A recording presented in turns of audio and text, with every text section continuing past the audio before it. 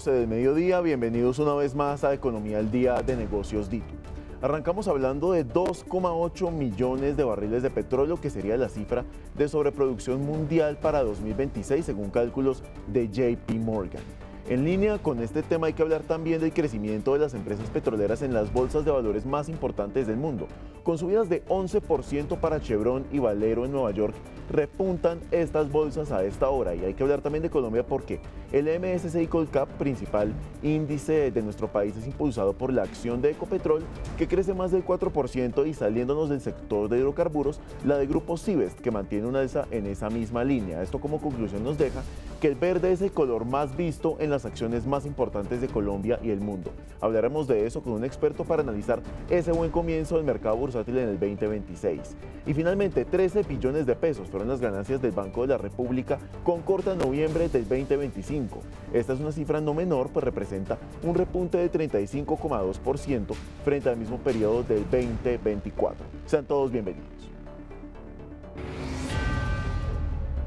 Arrancamos con el tema del momento y es el petróleo. En primer lugar, hay que decir que el precio se mantiene a la baja en el inicio de la semana, todo por cuenta de la sobreoferta mundial diaria, que según cálculos de JP Morgan superaría los 2,8 millones de barriles de petróleo. Otro de los aspectos que también impacta dentro de este panorama es la captura de Nicolás Maduro, todo esto teniendo en cuenta las reservas petroleras que tiene Venezuela, que de acuerdo con el presidente de Estados Unidos, Donald Trump, empezarán a explotar empresas de su país. Y para hacer un análisis sobre el panorama que enfrenta el mundo frente al petróleo a nivel global, hemos invitado a Orlando Santiago, gerente de Fénix Valor. Orlando, un gusto que nos acompañe aquí en Economía al Día de Negocios Dito. Muchas gracias, Sebastián, por la invitación. Con todo gusto. Gracias, Orlando. Son muchos factores a tener en cuenta aquí: el precio del petróleo, la sobreoferta de los barriles, que vimos que son 2,8 millones según el cálculo de JP Morgan, pero también estamos viendo unas empresas petroleras con acciones al alza que van a ser protagonistas o que incluso ya son protagonistas de esta industria. ¿Qué factor podría pesar más para analizar lo que viene en este caso? Bueno, realmente a la ecuación habría que adicionarle un factor adicional. El primer factor es, por supuesto, la intervención de Estados Unidos en Venezuela. ¿Por qué? Empecemos por ahí. ¿Por qué, de hecho, las acciones petroleras repuntan? Hay que recordar que muchas compañías del exterior tenían presencia en Venezuela. Eso es normal en todos los países del mundo. Llega la inversión extranjera. Eso ocurría 2 décadas atrás. Cuando llegó el modelo de gobierno que está rigiendo en Venezuela, pues por supuesto se comenzó un proceso de nacionalización, y esta situación que ocurre en la madrugada del 3 de enero, pues le da la posibilidad a esas empresas que por cuentas de expropiaciones o de limitaciones a la actividad y lo demás, pueden volver a desarrollar esas operaciones que hace más de 2 décadas realizaban, y en principio eso impacta el comportamiento de las acciones petroleras, que es el primer punto que usted menciona. Lo segundo es la evolución del mercado del petróleo y de los mercados regionales. Evidentemente los mercados regionales y el petróleo puede decirse que está relativamente con calma. De hecho, ayer tuvo valorización, hoy se mueve también con tenues avances, pero todavía en la parte baja de la cotización de los últimos años. Pero particularmente han sido sesiones muy positivas, porque siempre es bueno que el país que tiene más inconvenientes en la región, y hablemos de Colombia hacia abajo, o sea, Suramérica, pues por supuesto, con una Venezuela con problemas, a una Venezuela que lograra superar toda esta situación difícil y que volviera a ser la Venezuela que arrastraba de alguna manera el comportamiento de Suramérica, pues por supuesto eso impactaría o sería muy favorable para todas las economías que de alguna forma se han visto afectadas por toda la crisis que vive nuestros hermanos venezolanos. Si tenemos a Venezuela nuevamente jalando el carro para el mismo sentido, pues por supuesto esto eleva las expectativas de mejoras en el comercio, en la productividad, en la economía regional, y esto evidentemente tiene una connotación positiva que se está notando no solamente en las acciones petroleras, sino en los mercados, y por eso la Bolsa de Colombia tiene ese impacto tan positiva como los demás mercados. Pero ya usted también va a comentar sobre el petróleo y los informes que se han conocido en las últimas horas. Precisamente hacia allá iba, Orlando, y es que se ve una perspectiva positiva, se ve que las empresas están tomando este panorama con bastante optimismo, pero también hay que ser cautos en materia del tiempo que le tomará a Venezuela retomar el norte que mantenía hace unos años, y es que esto tomará al menos una década. Entonces uno se pregunta, ¿a qué se debe este optimismo tan importante en esas etapas tan iniciales si de entrada sabemos que Venezuela retomará el rumbo con una década de distancia por lo menos? Claro, digamos que hay un símil que pudiéramos realizar y es decirnos qué es mejor, que haya una esperanza de solucionar algo o que simplemente no tengamos esperanza de resolver nada. Entonces, los mercados no se mueven por hechos, sino por expectativas. Y la expectativa es que si hay esperanza de recuperación, en ese sentido los mercados anticipan ese buen comportamiento o esa buena situación que pudiera ocurrir para Venezuela.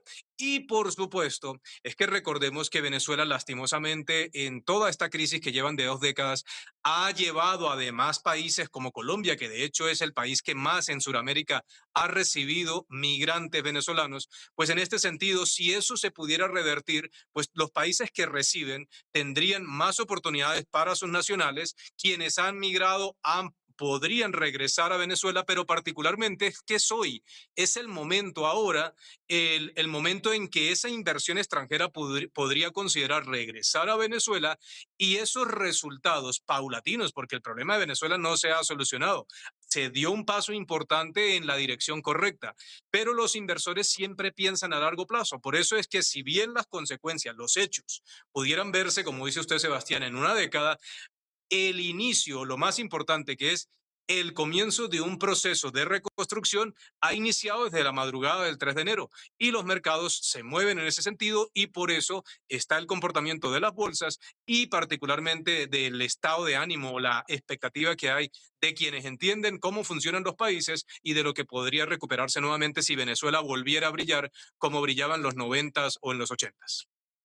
Un brillo que por supuesto esperamos todos los que estamos cercanos a este caso y sobre todo algo que Colombia está siguiendo con ojos de mucha atención. Y le quiero preguntar precisamente por nuestro bastión energético que es Ecopetrol. Y es que fíjese que en este momento Ecopetrol ya supera, la acción de Ecopetrol supera ya el 3,5% de crecimiento en Wall Street y el precio de la acción ya está llegando a los $11,21, Orlando. Entonces, vemos que este panorama podría ser entonces positivo para Ecopetrol, analizando todos los factores que estamos teniendo en cuenta.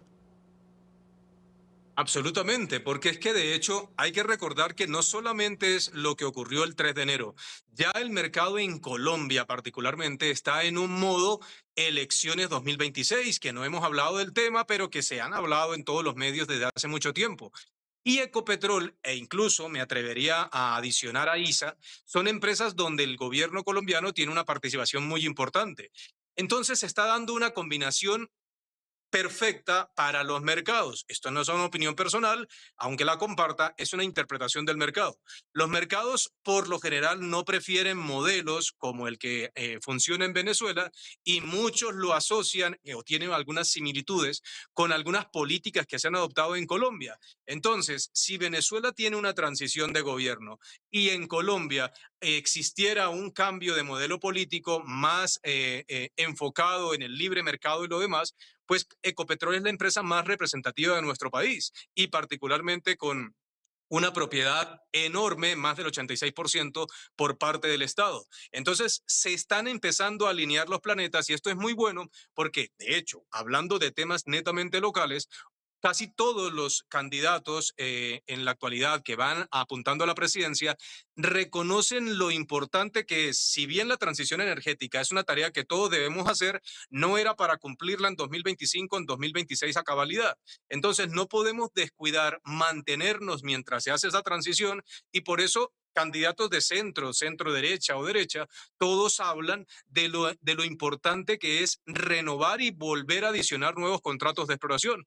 Entonces, esto es lo que va a pasar en Venezuela. En Venezuela lo que va a ocurrir es que van a volver a llegar todas las compañías a explorar, a recuperar la cuota de producción que tenía Ecopetrol, perdón, Venezuela en sus mejores momentos que superaba los 3 millones de barriles. Y Colombia pues va a estar también en esa misma dinámica. Por eso Ecopetrol, que por cierto, Sebastián y televidentes, Ecopetrol e ISA son las dos únicas acciones, de las pocas acciones mejor, que en los 2 últimos años no se han recuperado, porque usted ha visto la gran cantidad de noticias de otros emisores, Nutresa, Cibes, Grupo Argos, Cementos Argos, que han presentado movimientos extraordinarios por aspectos Así es. fundamentales, pero los fundamentales de empresas como Ecopetrol son propios del gobierno, y esto es lo que está ocurriendo con este nuevo panorama que se está dando en los últimos días.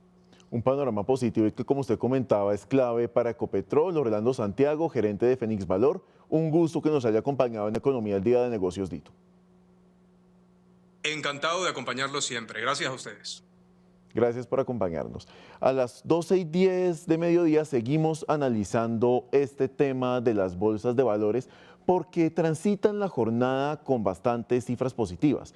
Hay que decir que algunas ya finalizaron sesión en Asia sobre todo y el color dominante en los principales índices es el verde. Y es que varios mercados bursátiles del mundo fueron impulsados por empresas petroleras como Chevron, que ante la salida de Nicolás Maduro de la presidencia venezolana, será una de las empresas protagonistas en este nuevo panorama petrolero para Venezuela y el mundo que, por supuesto, será vital en esa explotación de recursos en Venezuela a futuro. Y en Colombia, también como lo mencionábamos hace un rato, Ecopetrol está liderando el impulso de nuestro índice MSCI Colcap y de eso nos va a hablar Juan David Ballena, el director de análisis y estrategia de Aval Casa de Bolsa. Juan David, bienvenido a Economía al Día de Negocios Dito. Así es, Sebastián. Como bien lo dices, la reacción en los mercados a nivel global ha sido positiva y en especial de las acciones del continente americano, ya que como bien hablaban ustedes ahorita, el sector petrolero ha sido el más beneficiado de este evento, de esta noticia. Pero también lo ha sido el sector tecnológico, porque conectemos los puntos. ¿Para qué se está buscando precisamente tener el acceso al petróleo venezolano? Es para que el precio de la energía sea más barato y eso pues va a permitir que la revolución tecnológica que estamos viviendo en estos momentos a nivel global se pueda llegar a dar con mucha más facilidad y digamos más accesible a unos precios mucho más bajos, dado que es un sector que demanda altamente la energía. Entonces también vimos cómo las acciones tecnológicas ascendían con cifras verdes durante las últimas sesiones. Pero no ha sido solo el mercado norteamericano, sino también, sin duda alguna, pues Latinoamérica va a ser de las regiones también que se verían beneficiadas. Todas las bolsas también registraban aumentos, estaban en verdes, pero me quiero enfocar específicamente en la colombiana, que la colombiana, pues al ser nuestro vecino, sería sin duda alguna, pues una de las regiones más beneficiadas a todo esto que viene sucediendo ahorita y vemos una alza generalizada de toda la bolsa local. Entre ellas estuvo Ecopetrol, pero también estuvo acciones de consumo, acciones de energía, acciones de cemento, acciones financieras, es decir, toda la bolsa en general ha tenido unas sesiones positivas porque pues la expectativa es que en determinado momento entremos a ser partícipes de la reconstrucción de Venezuela en su momento. Y por último, quiero destacar también, sin duda alguna, pues la bolsa venezolana. ¿Por qué la dejo de últimas? Porque es una bolsa que es muy pequeña, no tiene grandes volúmenes de negociación, hay pocos emisores, entidades que se negocian en este mercado. También, sin duda alguna, presentó una valorización importante, pues, porque es la principal beneficiada pues, a todos estos sucesos que vienen pasando en estos momentos. Sucesos que son clave dentro de este análisis y que se suman a factores que venían desde el año pasado en el caso del MSCI Colcap, Juan David, porque estaba revisando a finales de diciembre, según Bloomberg, estos crecimientos de los diferentes índices a nivel global y Colombia estaba dentro de top 3, cerrando el top 3 con un crecimiento del último dato que vi, 87% en el MSCI Colcap. Entonces, mi duda es si el MSCI Colcap está arrastrando un poco esa estela de crecimiento que registró el año pasado y si eso puede estar impulsando también algunas de las acciones de diferentes sectores sumado al buen momento que se está viviendo. Existe una gran cantidad de eventos que están impulsando el mercado local al alza. Sin duda alguna, pues el que estamos hablando en estos momentos es uno de ellos, pero también hay otros. Hablaban ustedes ahorita de las elecciones. Hay una expectativa, una probabilidad de que exista un cambio de gobierno hacia un presidente que sea recibido con mayor confianza, como nosotros denominamos, pro mercado. De ser así, pues los mercados precisamente se están anticipando ante esta posibilidad, aunque no sea una certeza en estos momentos. También el gobierno está estudiando, el Ministerio de Hacienda, la URF, un decreto que le permitiría a los fondos de pensiones traer parte de los ahorros que hay en el exterior, que eso, aunque no es algo con lo cual estemos de acuerdo, porque iría en contra como de los objetivos de los fondos de pensiones, en principio lo que genera en reacción al mercado es positivo, porque son flujos que esperaría uno que entren aquí a nuestra economía. Entonces, en el corto plazo, pues eso se ve también en los precios de los activos. Y diría que son como la mezcla de todas estas variables que han influido en que nuestro mercado pues haya tenido un desempeño positivo, no solo estos días, sino como tú bien decías, venimos desde el año pasado presentando pues una alza importante, una bolsa que estaba muy barata, una sobrereacción y ventas muy fuertes de muchas de las acciones locales por nerviosismo del primer gobierno de izquierda, pero pues que una vez se acercan las elecciones han venido pues recuperando parte del terreno perdido que perdieron durante los últimos años. Y todo esto mezclado, repito, pues es de lo que explica y justifica un poco pues ese dinamismo y positivismo en el mercado local. Ahora que usted hace mención al tema pensional, lo de los ahorros de las pensiones, Juan David, me surge la siguiente duda, y es que se habla de una cifra de 126 billones que llegarían en el curso de los próximos 6 meses, pero son cifras que están en portafolios diversificados, en portafolios de menor, de mayor riesgo, con rentabilidades a 10, 15, 20 años. Entonces, son dineros que están divididos en diferentes condiciones de inversión y en diferentes sectores que dan determinadas rentabilidades para el país. Entonces, traerlos de vuelta a Colombia, ¿qué tan perjudicial sería para nuestra economía y, por supuesto, para la rentabilidad de los índices y los mercados colombianos?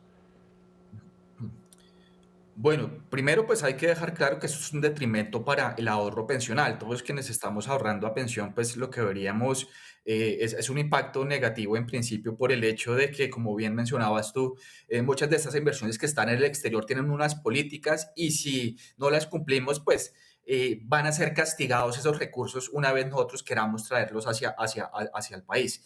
Entonces, eso pues generaría un efecto como tal, insisto, en ese saldo que está ahorrado en el exterior. Pero más allá de eso, pues son recursos que entrarían a nuestra economía y que en principio pues afectarían la divisa, por ejemplo el dólar, porque son recursos que están en dólares, se monetizan, podría ocasionar que el dólar caiga un poco más de los niveles actuales y pues en principio esos recursos también se tendrían que invertir en algo mientras se busca qué hacer. Entonces ahí es donde están las diferentes opciones que se ofrecen aquí en la bolsa local, que pueden ser fondos de inversión o también títulos test de deuda pública del gobierno colombiano, entre otras alternativas. Y de ahí un poco esa expectativa de que a corto plazo eso pueda llegar a generar una reacción positiva de los activos. Pero pues es importante tener en cuenta que esto no es lo ideal, ya que pues estos recursos pensionales se deben de invertir de una manera estratégica, diversificados en diferentes monedas, que es lo que permite que pues ofrezcan unas rentabilidades positivas y que logren ese objeto de pensión. Entonces, a mediano o largo plazo, digamos, eso nos va a generar un costo que en el corto plazo, pues lo que veríamos es algo como una sobrereacción positiva en los diferentes activos financieros. Activos financieros que por supuesto son vitales dentro de este panorama que estamos analizando. Y aquí quiero preguntarle, precisamente hablando del sector financiero, Juan David, de Grupo Sivest, que la destacábamos al comienzo del noticiero, pues estaba creciendo la acción a un nivel similar al de Ecopetrol, y esto coincide con un momento de recuperación del sector financiero cuando veíamos que las utilidades, por ejemplo, estaban cercanas a un crecimiento de 59-60% casi frente al año pasado. Entonces, un crecimiento de estos podría estar potenciando también ese aumento de la acción de los bancos, sobre todo de Bancolombia, que es quien más utilidades ha tenido. Sí, el grupo Cives, recordemos que pues viene de todo este proceso de OPAs, conectado con los Gilinski, y también vienen recomprando acciones y haciendo pues la holding, que fue hace poco que comenzó a funcionar. Entonces han venido haciendo muchos cambios para transmitir o darle valor a los accionistas, que se está viendo en el alza en el precio de la acción. Y pues no es ajena a toda esta coyuntura y a todos estos eventos que estamos mencionando, De pero le acuerdo. adicionaría algo, y es que cualquier inversionista a nivel global que quiera y crea en todo lo que estamos hablando y quiera tener exposición en Colombia, de las maneras más fáciles y sencillas y rápidas que puede llegar a hacerlo es a través de las acciones colombianas que cotizan en la bolsa de Estados Unidos, en Nueva York. ¿Y cuáles Así son? es. Precisamente esas que mencionabas. Ahí está Copetol, está Grupo Bancolombia.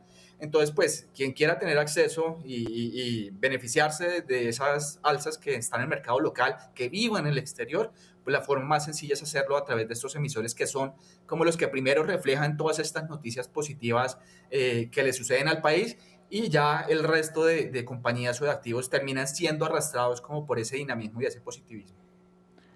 Un positivismo que por supuesto esperamos se prolongue. Juan David Ballén, director de Aval Casa de Bolsa, un gusto que nos haya acompañado aquí en Economía al Día de Negocios Dito.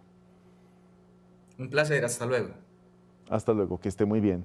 Y a las 12:20 de la tarde es momento de hablar del Banco de la República, que ha sido protagonista en las noticias de hoy, pues registró en noviembre ganancias históricas al superar por primera vez los 13 billones de pesos. El emisor también registró unas utilidades de 13,08 billones de pesos, cifra que fue impulsada por ingresos totales que alcanzaron 16,11 billones de pesos, 2,9 billones más que el año anterior. Por su parte, los egresos bajaron a 3,02 billones, 510 mil millones menos que en 2024, cifras bastante prometedoras que confirman que el 2025 fue un año récord. ¿Y esto cómo se explica? Hay que analizar principalmente un mejor rendimiento de las reservas internacionales, que aportaron 11,4 billones de pesos, y por otro lado el mayor valor del oro, que es una noticia que hemos dado recurrentemente en Economía del Día, que le representó al Banco de la República 2,3 billones dentro de los activos externos del emisor. Muy buenas noticias para el Banco de la República. Y mucha atención, porque si usted hace parte de los usuarios de Temu y Shein, el decreto de emergencia económica tiene un apartado que usted va a querer analizar, y es que el gobierno comenzará a cobrar IVA del 19% a las compras realizadas en estas plataformas. Y esto sucederá cuando el valor del producto supere los $50, un límite que antes era de $200, es decir, que se ha reducido considerablemente. Y esta medida impacta directamente al comercio electrónico internacional, que creció 21,6% en 2025, justo cuando el ticket promedio de compra en Colombia se ubica en $50 o más. Este impuesto se aplicaría al momento de la importación, lo que encarece el precio final que pagan los usuarios, incluso en pedidos hechos antes, si el producto ingresa al país después de la entrada en vigencia de la norma. Para analizar esta medida nos conectamos a esta hora con Carlos Rodríguez Vázquez, especialista en Derecho Tributario. Carlos, un gusto que nos acompañe hoy en Economía del Día de Negocios Dito. Muy buenos días y feliz de estar acá compartiendo ese tema y hablando de las medidas en el marco de la emergencia económica decretada a finales del año 2025. Así es, Carlos, llama mucho la atención esa reducción del tope para cobrar el impuesto. Estaba en $200, pasa ahora a 50, apenas un cuarto de ese total de la cifra que representaba el $200. ¿Cómo analizar esta caída y qué tan significativo va a ser esto para el comercio electrónico y para estas plataformas que son relativamente nuevas en Colombia? Pues acá tenemos que mirar cómo funciona el tema de envíos urgentes, cómo es que yo hago las compras a través de estas plataformas y cuál va a ser el impacto para el consumidor final. Hay que tener en cuenta que aquí estamos hablando del impuesto sobre las ventas, un impuesto indirecto, un impuesto que realmente afecta a las personas que consumen los bienes que van a comprar a través de estas plataformas. Cuando yo tengo o cuando quiero comprar un bien a través de una plataforma, llámese Temu, llámese Chain, llámese Amazon, yo la compro, pero quien va o la modalidad de importación de estos bienes que yo hago es a través del concepto de envíos urgentes, que lo hago a través de las empresas de logística o de pues, correo oficial o correo especializado, quien es quien hace la importación por mí, quien cumple las obligaciones ante la Administración de Impuestos y que hasta antes del 1 de enero, que es donde entra en vigencia, pues básicamente el decreto que reglamenta la emergencia económica, yo tenía una exclusión de cerca de 800.000 pesos, $200, y hoy voy a tener solamente esa exclusión, básicamente, de cuando supere la suma o cuando no supere la suma de 200.000 pesos. Entonces, a partir de ahí me van a cobrar el 19% de IVA. Y como se decía en la introducción, como importación, el impuesto, así yo haya hecho el pedido el 31 de diciembre, cuando me entero de la medida, si el bien se nacionaliza a través o lo nacionalizan estas entidades especializadas, el 1 del 2 de enero, ahorita en este momento, pues ya se va a causar un IVA del 19% si mi compra supera los $50, que hoy estamos más o menos hablando de 200.000 pesos. Carlos, y entonces esto, aquí le tengo una pregunta más de usuario. Entonces, digamos, yo me meto a Temu o a Shein, hago compras. Digamos que hago una sola compra que iguale o supere esta cifra, o de otro lado hago varias compras que eventualmente se acerquen o igualen o superen esa cifra. ¿Esos dos escenarios llevarían a la misma conclusión? Bueno, ahí hay un tema y es que eso de hacer importaciones a través de la modalidad de envíos recurrentes es un tema especializado, es un tema que es propio para consumidores finales, hacer comercialización y no para comprar productos y después revenderlos para hacer yo solamente puedo importar hasta $2.000 por envíos urgentes. Pero pues yo puedo hacer una compra hoy de una camisa, mañana puedo hacer la compra de un pantalón y se va a mirar es por importación. Sin embargo, la norma sí prevé que la Administración de Impuestos puede hacer seguimiento para evitar fraccionamiento, pero o para evitar que se hagan compras para reventa o para aprovecharse de la exclusión, porque si yo compro ropa, yo compro zapatos, todo eso está grabado con el impuesto de las ventas, tengo que pagar el IVA. Un comercializador, pues tengo que pagar el IVA, hacer la nacionalización de estos bienes. Esto es un beneficio para consumidores finales, pero beneficio que ya se reduce demasiado porque pues a partir de 190.000 pesos cualquier causa el impuesto de las ventas. Pero bien podría ser, si yo soy canal, voy a hacer una compra que no supere los 190 y mañana hacer una compra que pues, no e igual beneficia la opción, pero sí está previsto en la norma antes con los $200 que pues y hay que tener presente de que esto es una medida de emergencia, se supone que va a estar vigente por todo el año grabable 2026, pero después si no la coge el Congreso de la República, volvemos a nuestra norma anterior, que es el artículo 428 del Estatuto Tributario, donde están las importaciones excluidas y donde seguiremos con los $200. Pero por este año, mientras la Corte Constitucional no se pronuncie sobre esta medida, vamos a tener la reducción del tope de los 200 a 50 o a 200.000 pesos, básicamente, que es como la aproximación que nosotros tenemos. Efectivamente, hacia allá quería ir, Carlos, y esa era mi siguiente pregunta. Mientras la Corte no se pronuncie, esto entra en vigencia, pero digamos que después de la vacancia judicial del 13 de enero, la Corte falla en contra de este decreto y estas medidas, pues, pasan a no tener vigencia. Pero entonces, ¿cómo garantizar que efectivamente estas compañías quiten estos mandatos que tiene el decreto para volver a la norma anterior? Porque a veces esto suele ser un poco triquiñuelo. ¿Cómo garantizar que esto finalmente ocurra si se cae el decreto de emergencia económica? Pues ese es su tema y es que así como el decreto de emergencia entró a regir y entra a regir el 1 de enero, se supone que apenas se pronuncia la Corte Constitucional, pero la Corte Constitucional se tiene que pronunciar primero sobre el decreto de emergencia, el que decreta la emergencia por 30 días en Colombia, y luego si el decreto no se cae, pues se tiene que preocupar o se tiene que ocupar de cada uno o pronunciarse sobre cada uno de los decretos que reglamentan la emergencia.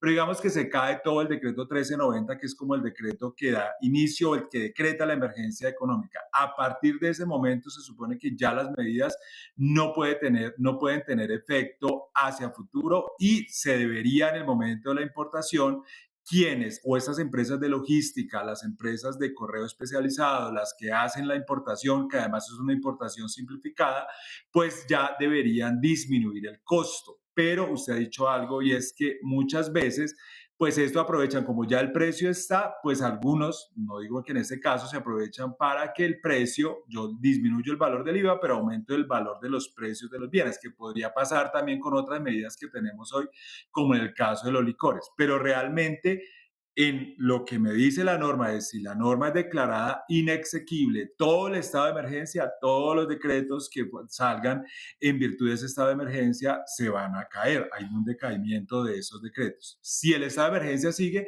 se tendrá que analizar cada uno del decreto y tendrá que mirar. Ahora bien, lo normal es que el decreto, la sentencia de la Corte Constitucional tenga efectos hacia futuro, pero puede pasar que la Corte Constitucional module los efectos y le obligue a la Administración de Impuestos de devolución del impuesto que se ha dado. Pero lo Lo que nos dice la experiencia es que en la mayoría de los casos, los efectos de esta sentencia, si no dice nada la Corte Constitucional, el efecto va a ser hacia futuro. Y en ese momento, pues lo lógico es que no solamente esto, también el IVA de los licores que subió del 5 al 19% y el impuesto al consumo de licores que pasó y cambió tanto la tarifa del impuesto al valor como el impuesto específico, también tendrían que volver a su normalidad, al igual que el tema de los juegos de suerte y azar. Temas que serán de vital análisis para el futuro cercano. Carlos Rodríguez, experto en Derecho Tributario, un gusto que nos haya acompañado aquí en Economía del Día de Negocios Dito. Muchas gracias a ustedes por la invitación y un placer de estar acá. Un gusto que nos haya acompañado, Carlos. Y a las 12:30 del mediodía hay que hablar de los títulos de tesorería. Y es que el año arrancó con los bonos TES de Colombia negociándose a tasas elevadas, todas por encima del 11%. Esto refleja un mayor déficit fiscal y un endeudamiento más costoso para el Estado. Hay que arrancar hablando de los TES a 10 años, que se ubican cerca del 13,2%, más de 460 puntos básicos por encima de 2022. Mientras que por otro lado, los TES con vencimiento a 5 años están con una tasa de interés de corte de 12,9% y los de vencimiento a un año, también conocidos como TES de corto plazo, están en 11,3%. Hay que recordar que a finales del 2025 el gobierno colocó 23 billones en títulos de tesorería a tasas superiores a 13%, lo que confirma el mayor costo de la deuda. Y este escenario también hay que decir que presiona al alza las tasas de crédito, especialmente las hipotecarias. Por ejemplo, en el caso de la vivienda de interés social subió de 11,2% a 12,4%, y en las viviendas no BIS pasó de 11,2% a 12,8%, afectando así el acceso a la vivienda y el desempeño del sector constructor. Y en línea con todo lo anterior, ya hay pronunciamiento del gremio de la construcción, que advierte que ese aumento del salario mínimo de 23% para el 2026 va a presionar fuertemente los costos de la vivienda de interés social, generando una alza estimada entre 10 y 13% en los costos directos de producción. Camacol señala que desde el 2023 hasta 2026, el gobierno ha impulsado un incremento acumulado de 50% en los topes de precio de la vivienda de interés social al estar atados al salario mínimo. Y como la mano de obra representa cerca del 25% del costo de una vivienda y los insumos provienen de más de 30 sectores también afectados, ese impacto, sumando todos esos factores, será generalizado, cosa que podría reducir aún más la oferta de vivienda en un país que crea unos 370.000 hogares al año, una cifra nada despreciable, pero solo inició alrededor de 112 viviendas recientemente, cosa que refleja esa caída que está teniendo el sector de vivienda dado el panorama económico actual. Y hay que hablar ahora del IDU y el Banco de Desarrollo de América Latina y el Caribe, CAF, que han dado el aval del convenio para fortalecer la estructuración de proyectos de infraestructura vial y espacio público. Para esto accederán a recursos por $562.000 con el fin de satisfacer 5 componentes de cooperación técnica, entre los que se resaltan la identificación de buenas prácticas nacionales e internacionales, la revisión de presupuestos nuevos, esquemas de integrales en la creación de proyectos de infraestructura en Bogotá, con un tiempo promedio de año y medio. Y hay otra idea del gobierno nacional que está causando preocupación y que mencionamos brevemente al inicio de nuestra emisión de mediodía, y es que se habla de nacionalizar 125 billones de pesos del ahorro pensional en 6 meses. Esto lo advirtió la exdirectora de la Unidad de Regulación Financiera, Mónica Higuera, que habló con Negocios Dito sobre qué tan riesgosa es esta idea que se plantea el gobierno nacional. Veamos. Es una idea bastante riesgosa, sin embargo no es una idea de fácil ejecución, porque las inversiones están en plazos, en montos, en jurisdicciones y en monedas diversas, lo que hace que traer todo el dinero de manera inmediata no sea posible. En medio de este panorama hay una pregunta que vale la pena formular, y es: ¿qué penalidades podría enfrentar el país si se realiza esta nacionalización? Esto respondió la exdirectora Higuera. Penalidades para el país no.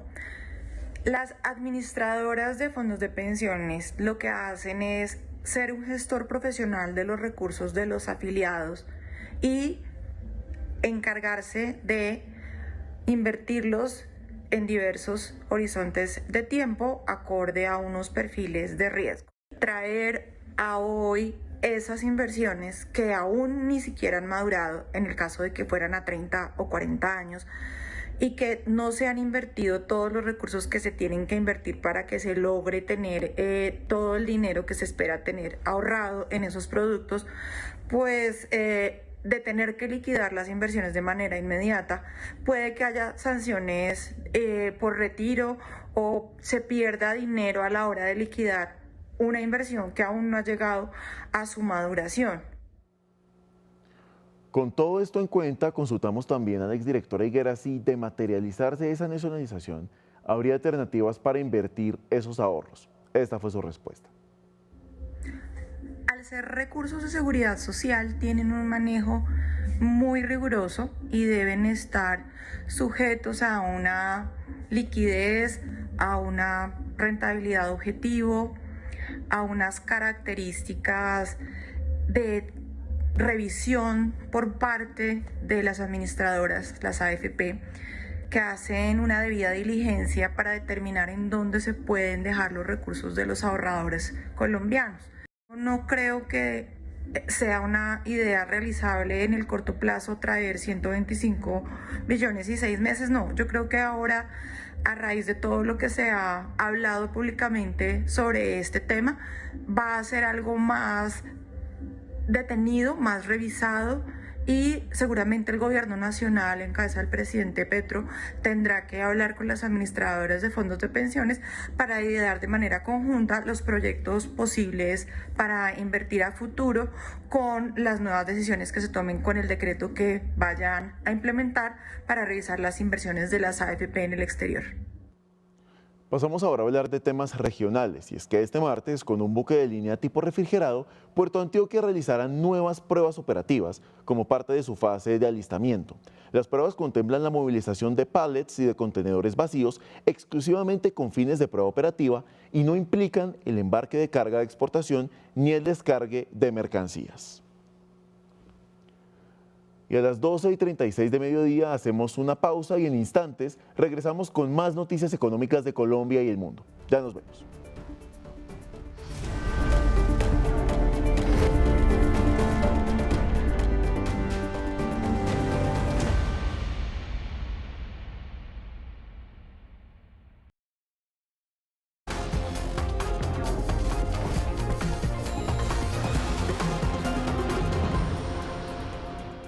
Gracias por continuar con nosotros en Economía del Día. Pasamos a noticias internacionales y nos vamos para el otro lado del mundo, para China, que decidió endurecer de forma inmediata los controles a las exportaciones hacia Japón de bienes con posible uso civil y militar. Todo esto en medio de una escalada de tensiones diplomáticas y de seguridad entre ambos países. La medida, que entra en vigor hoy 6 de enero del 2026, prohíbe el envío de productos de doble uso destinados a fines militares o a usuarios que fortalezcan la capacidad bélica japonesa, como respuesta a declaraciones de líderes de Tokio sobre una eventual intervención en un conflicto entre China y Taiwán. Pekín considera estas posiciones una violación del principio de una sola China y las enmarca dentro de una serie de represalias que se suman a las recientes maniobras militares chinas en torno a Taiwán. Y ahora hay que hablar de Nvidia, la compañía más valiosa del mundo, pues su director ejecutivo Jensen Huang anunció la nueva plataforma de computación de inteligencia artificial reconocida como Vera Rubin, que está en producción y comenzará a implementarse este mismo año. Según el directivo, este prototipo ofrece un rendimiento de hasta 5 veces más que las anteriores creaciones, con el fin de ejecutar modelos de IA avanzados con datos y aplicaciones de manera eficiente. Estos chips han logrado una gran valoración en Wall Street, impulsando la revolución de la inteligencia artificial en la bolsa de valores, con unos reportes de ingresos récord de 57.000 millones de dólares en el tercer trimestre fiscal del 2025, siendo un 62% más que en el mismo periodo del año anterior. Volvemos a América Latina porque México recaudó 9.000 millones de dólares con emisión de bonos en dólares, comenzando el 2026 con su segunda emisión de deuda registrada. Esta operación cuenta con 3 tramos. El primero es de 3.000 millones de dólares a 10 años, el segundo de 4.000 millones de dólares a 12 años y el tercero con 2.000 millones de dólares a 30 años. Esta emisión de bonos es la segunda más alta que ha tenido México y además hay que decir que esta operación fue coordinada por bancos como Barclays, Deutsche Bank, Morgan Stanley y Scotiabank. Y pese a la baja en las ventas trimestrales, General Motors se posicionó como la marca más vendida en Estados Unidos, registrando una alza en el ejercicio de los 12 meses de 2025. Los ingresos de la compañía tuvieron una baja del 6,9% con respecto al año anterior, con 703.000 unidades. Sin embargo, aumentaron un 5,5% en el 2025, llegando a los 2.853 millones de vehículos vendidos, cifra importante. La empresa además resaltó cifras de 2025 que demuestran que General Motors es líder en ventas en el segmento gracias a las camionetas pick-up como el vehículo más rentable del sector por sexto año consecutivo, con 940.000 unidades vendidas y que además tuvieron un aumento anual del 7%.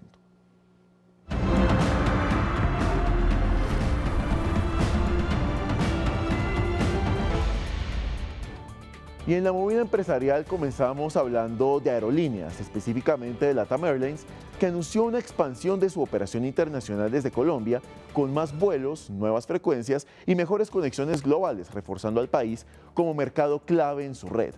La aerolínea duplicará la ruta Bogotá-Orlando al pasar de 7 a 14 frecuencias semanales y abrirá la ruta Bogotá-Curazao con 3 vuelos a la semana. Además, los pasajeros podrán conectarse desde Sao Paulo con nuevos destinos internacionales como Ámsterdam, Bruselas y Ciudad del Cabo. Todas estas serán rutas que empezarán a operar entre marzo y julio de este año, ampliando así la oferta internacional y las opciones de viaje desde Colombia a nivel internacional. Y hablamos ahora de la francesa Mohelan Prom, que reportó el cierre de la compra del 61% de la licencia de gas Sinú 9 en Colombia. Las transacciones comprenden 2 adquisiciones por un importe total de 229 millones de dólares.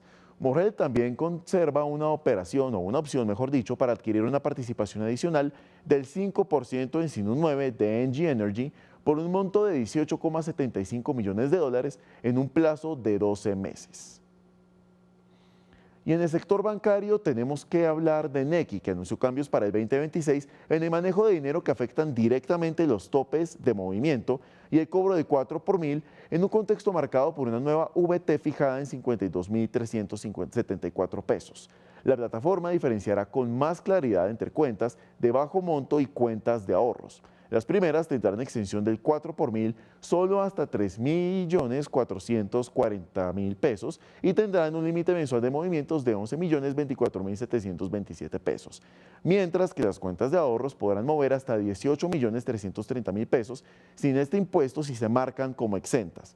Al superar los topes, los usuarios deberán migrar obligatoriamente a cuentas de ahorro, lo que obliga a planear mejor tanto el uso del dinero como el impacto tributario de sus transacciones. Y con esta noticia nos despedimos. Gracias por acompañarnos en esta emisión de Economía al Día y los dejamos con toda la programación de Negocios Dito. Feliz tarde para todos.